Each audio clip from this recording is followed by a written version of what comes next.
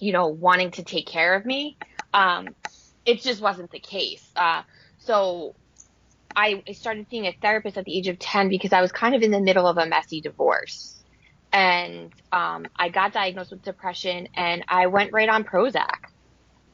And what stood out for me that is like a memory, because a lot of the memories are very like choppy, but what stood out for me like was being happy that my mom was happy, that she like understood almost like, oh, this is why she's behaving like this. This is why this is happening.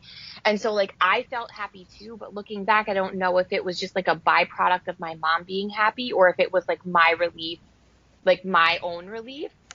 But I think this is where the blame and the victim mentality like initiated, right? Which was like my mom was like, oh, this is why she's acting like this, because there's a chemical imbalance in her brain or something like that. Not because of the traumatic experiences that I had experienced as a young child. You know what I'm saying? Sure. So my first was at 10 years old. Yeah. And then it just, and I think the comfort in getting that diagnosis and the reaction of my support system, it just put me in a space of being very comfortable being diagnosed and being comfortable taking medication. Now, this is kind of hard because you were 10 years old, but do you remember, did you think Prozac helped you at that age or no? Or so I don't recall. I really don't recall like if there was like an aha, oh, she's doing great now. I don't ever really remember sustainability in taking any of the psych meds. I remember like blips of time where I felt good and then it just kind of fell apart again.